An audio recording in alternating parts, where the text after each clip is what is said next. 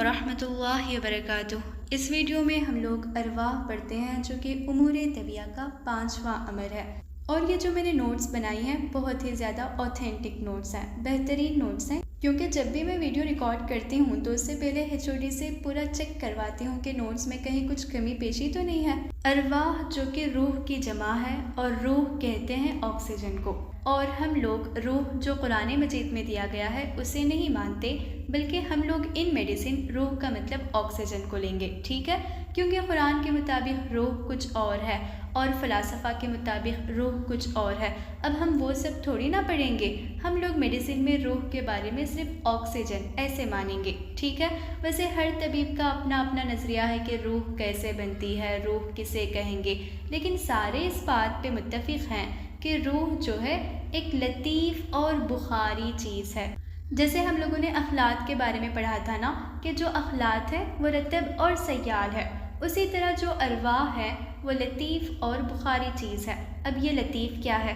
अगर आप लोगों ने अब तक के मेरे सारे चैप्टर्स उमूर के पढ़ रखे होंगे तो आपको समझ में आ चुका होगा कि लतीफ़ और बुखारी चीज़ क्या है। लतीफ़ कहते हैं बहुत ही कम वज़न होना, बहुत ही पतला होना, बहुत ही हल्का होना, तो वो लतीफ़ कहलाता है। और बुखारी का मतलब बुखार है। बुखार का मतलब वो बुखार नहीं जो हमें लाहक हो जाता है, बल्कि बुखार का मतलब होता है वेपर, ठीक है। तो जो वेपर है और उसके साथ साथ जो बहुत ही ज़्यादा हल्का है, ये रूह की कैरेक्टरिस्टिक है। तो जो रूह है, हमारे बदन के अंदर जो भी रूह पाई जाती है वो बहुत ही कम वज़न है और साथ ही साथ वो वेपर फॉर्म में रहेगी। जिस्म में मौजूद हवाई अज्जा को अरवाह कहा जाता है। अब हमारे बदन में जितने भी हवाई अज्जा हैं, अज्जा यानी जुज़ की जमा और जुज़ हिस्से को कहते हैं, पार्ट्स को कहते हैं, तो हमारे अंदर जो भी गैसेस पाई जाती हैं, जैसे देखो हमारे अंदर सिर्फ ऑक्सीजन थोड़ी ना होता है, कार्बन डाइऑक्साइड भी तो होगा ना। इस तरह के दूसरे गैसेस भी जो हमारे बदन के अंदर पाए जाते हैं उन सबको अरवाह कहा जाएगा। लुग़वी माने अरवाह रूह की जमा है। डिक्शनरी में अरवाह के मुतालिक यही बताया गया कि ये जो है रूह की जमा है। अब ये रूह क्या है? अभी हम लोगों ने पढ़ा ना कि ये लतीफ़ और बुखारी जुज़ है। रूह की तारीफ़ अतिब्बाए मुतक़द्दिमीन के नज़दीक, अतिब्बा जो कि तबीब की जमा है और तबीब डॉक्टर को कहते हैं, मुतक़द्दिमीन का मतलब होता है जो पुराने तबीब थे। तो उनके क्या क्या थियरीज़ थे रूह को लेकर कि हर तबीब का नज़रिया क्या था, जालिनूस क्या मानते थे, इब्ने सीना क्या मानते थे, तो ये सारी चीज़ें हमें पढ़नी है। और अरवाह का चैप्टर ना बहुत ही ज़्यादा आसान है, बस तबीब के नज़रिए को याद रखना होगा और इसका एक पाथवे जो होता है, हम लोग सर्कुलेशन में पढ़ते हैं ना जो फिजियोलॉजी में, बस उसी को पढ़ना होगा। और साथ ही साथ मुनाफे क्या है अरवाह के, यानी फंक्शंस क्या है, उसके रहने से क्या फ़ायदा होता है, ये सब कुछ पढ़ना होगा। बुक़रात और अबू सहल मसीही ऐसे मानते हैं कि जो जामिद अज्जा हैं, हमारे बदन के अंदर जो सॉलिड ठोस चीज़ें पाई जाती हैं वो आज़ा हैं, ऑर्गन्स हैं, और जो सयाल अज्जा हैं यानी जो लिक्विड्स हैं, अब हमारे बदन के अंदर जो ह्यूमर्स हैं यानी अखलात, वो सयाल अज्जा कहलाएंगे। और रीही अज्जा, बदन के अंदर जो अरवाह है यानी जो गैसेस हैं वो सब के सब रीही अज्जा कहलाएंगे। देखो हम लोगों ने पढ़ रखा है ना कि बुख़रात जिन्होंने ट्राई मैटर थियरी दिया था, अब हमारा बदन भी तो एग्जिस्ट करता है, तो इसके लिए भी 3 अशकाल का होना ज़रूरी है। तो 3 अशकाल सॉलिड, लिक्विड और गैसेस, 3 अशकाल में सॉलिड, लिक्विड, गैसेस में ये आ जाएंगी। और साथ ही साथ इस बात से मुत्तफ़िक़ अबू सहल मसीही भी थे, जिनकी किताब का नाम है किताबुल मियत। एरासिस्त्रातुस को अबुल अरवाह कहा जाता है। मैंने अरवाह के क्वेश्चंस भी करवाए हैं और उसमें गलती से मैंने अबुल अरवाह जालिनूस को बतलाया था, तो फिर नाजिश ने कमेंट भी करके बताया था कि जालिनूस नहीं बल्कि एरासिस्त्रातुस आंसर होना चाहिए। मैं गलती से बता चुकी थी, तो आप लोग करेक्ट कर लें। जैसे ही चैप्टर कंप्लीट हो जाता है तो इसके ऑब्जेक्टिव्स कर लीजिए, ताकि आपको अंदाज़ा लग जाएगा कि कितने कॉन्सेप्ट्स आपके क्लियर हो पाए हैं। खैर, अब हमें एक एक करके सारे अतिब्बा के नज़रिए पढ़ने हैं कि हर तबीब के नज़दीक रूह किसे कहा जाता था। इब्ने सीना, जिनको शेखुर रईस भी कहा जाता है, अखलात लतीफ़ा और बैरूनी हवा को वो रूह मानते थे। देखो अखलात लतीफ़ा किसे कहते हैं, ये मैंने अखलात वाले चैप्टर में पढ़ा रखा है। और बैरूनी हवा यानी जो एक्सटर्नल एयर है, जो एटमॉस्फेरिक एयर है, उसके साथ जब अखलात लतीफ़ा मिल जाते हैं तो रूह का वजूद होता है, रूह बनता है। और जो रूह बनेगी वो हार्ट के अंदर बनेगी, यानी क़ल्ब में बनेगी, दिल में बनेगी, ऐसा इब्ने सीना ने बताया। جالینوس، ہوائے مستنشق۔ دیکھو ہوا کسے کہتے ہیں یہ تو ہمیں پتہ ہے، ایئر کو ہوا کہتے ہیں۔ مستنشق کا مطلب ہوتا ہے انہیلڈ ایئر۔ اب جب ہم لوگ انہیل کریں گے تو ایٹماسفیرک ایئر یا پھر جو ایکسٹرنل ایئر ہے وہ اندر جائے گی، تو جو ہوا ہمارے بدن کے اندر جا رہی ہے اسے ہوائے مستنشق کہتے ہیں۔ تو جالینوس نے ایسے بتلایا کہ جو انہیل کرنے پہ ہوا اپنے بدن کے اندر جاتی ہے اس ہوا میں کوئی جوہر ہے، ٹھیک ہے، جس کی وجہ سے روح بنتی ہے۔ اب دیکھو اس وقت اتنی زیادہ ریسرچ تو ہوئی نہیں تھی کہ آکسیجن ہی ایسی چیز ہے جسے روح کہیں گے، اس وقت تو نہیں پتا تھا، لیکن جالینوس نے پریڈکٹ کر لیا تھا کہ ہاں اس ہوا میں کوئی نہ کوئی جوہر ایسا ہے جو روح ہے، لیکن پتہ کلیئر نہیں تھا کہ وہ آکسیجن ہی ہے۔ بعد میں لیووشیئر نے بتلا دیا کہ آکسیجن جس کی وجہ سے انسان زندہ رہتا ہے اور وہ بہت ہی زیادہ معنی رکھتا ہے، تو آکسیجن کو روح کہیں گے ان جنرل، لیکن اس وقت یہ ساری چیزیں نہیں پتہ تھی، آکسیجن ہی نہیں پتہ تھا۔ تو جالینوس نے ایسے بتلایا کہ جو بھی ریسپریشن کے ذریعے ہوا ہم لوگ لیتے ہیں وہ ہوائے مستنشق کہلائے گی، اور اس ہوا میں کوئی جوہر ایسا ہے جو روح کہلاتا ہے اور اسی وجہ سے انسان زندہ ہے، یہ جالینوس نے بتلایا تھا۔ ہوا کا کوئی جوہر روح ہوگا، ٹھیک ہے، لیکن انہیں پتہ نہیں تھا، بس پریڈکٹ کر دیا تھا کہ کوئی نہ کوئی جوہر ہوا میں موجود ہے۔ بعد میں پتہ چلا کہ وہ آکسیجن ہے۔ علامہ نفیس نے بتلایا کہ اخلاط لطیفہ سے روح بنتا ہے۔ دیکھو شیخ الرئیس نے بھی اخلاط لطیفہ کا استعمال کیا تھا۔ شیخ الرئیس نے تو ایسے بتلایا کہ بیرونی ہوا کے ساتھ اخلاط لطیفہ ملتی ہے تب جا کے روح بنے گا، لیکن جو علامہ نفیس ہیں انہوں نے بتایا کہ اخلاط لطیفہ کے ذریعے روح بنتی ہے، اور انہوں نے ایسے بتایا کہ قلب میں روح بنے گی۔ یہ بات تو شیخ الرئیس نے بھی بتایا تھا، لیکن انہوں نے یہ بھی بتایا کہ جو لیفٹ وینٹریکل ہے وہاں پہ روح بنتی ہے، ٹھیک ہے، ایسے بتلایا علامہ نفیس نے۔ علامہ خرشی، اخلاط لطیفہ سے روح بنتی ہے، سیم ہی ہے، علامہ نفیس نے جو بات بتلائی علامہ خرشی نے بھی وہی بتلایا، بس انہوں نے یہ نہیں بتلایا کہ روح بننے کا مقام کون سا ہے، یعنی کس لوکیشن پہ روح بنے گا۔ جیسے کہ نفیسی اور ابن سینا نے بتایا کہ قلب میں بنے گا روح، لیکن جو خرشی ہیں انہوں نے کچھ بھی نہیں بتایا، بس ایسے بتایا کہ جو روح ہے وہ اخلاط لطیفہ کے ذریعے بنتی ہے۔ علامہ گیلانی، تولید روح کی ابتدا شش سے ہوتی ہے۔ شش کہتے ہیں پھیپھڑوں کو، لنگس کو کہا جاتا ہے۔ تو علامہ گیلانی نے ایسے بتلایا کہ جو تولید کا مطلب ہوتا ہے بننا، یعنی روح کے بننے کی شروعات لنگس میں ہی ہو جاتی ہے۔ ابن سینا نے تو قلب میں بتایا تھا، اور جو علامہ نفیس ہے انہوں نے بھی ہارٹ میں بتایا تھا، لیکن جو علامہ گیلانی صاحب ہیں انہوں نے بتایا کہ نہیں، جو روح بنتی ہے وہ لنگس میں اس کا بننے کی شروعات ہو جاتی ہے۔ ارسطو، دیکھو ارسطو کوئی حکیم نہیں ہے، طبیب نہیں ہے، بلکہ یہ فلاسفر ہے اور ان کو سعید الحکماء کہا جاتا ہے۔ اب یہ قلب کو بہت زیادہ اہمیت دیتے تھے، اسی لیے انہوں نے بتا دیا کہ جو روح ہے وہ قلب میں ہی بنے گی، اور انہوں نے یہ بھی بتایا تھا کہ ہارٹ وہ سب سے پہلا آرگن ہے جو فیٹس میں بنتا ہے۔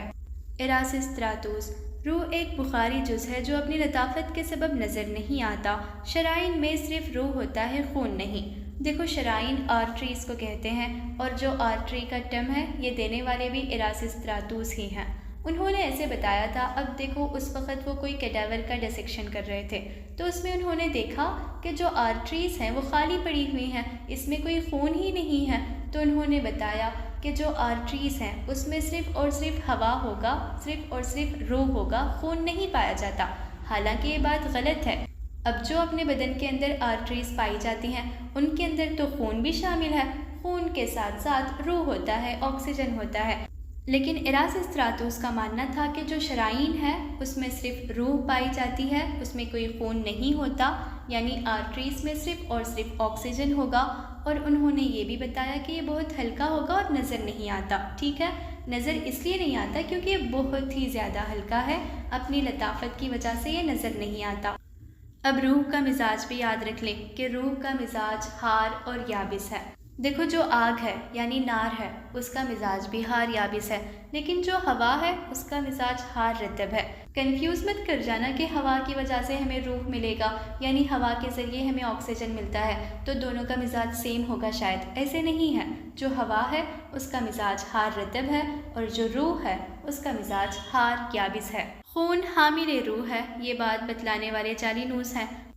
یعنی جو وہیکل کا فنکشن ہے، مطلب ایک جگہ سے دوسری جگہ خون کے ذریعے آکسیجن پہنچتا ہے، تو اسی کو حامل روح کہتے ہیں، یعنی خون کو حامل روح کہا جاتا ہے کیونکہ وہ وہیکل کا کام کرتا ہے۔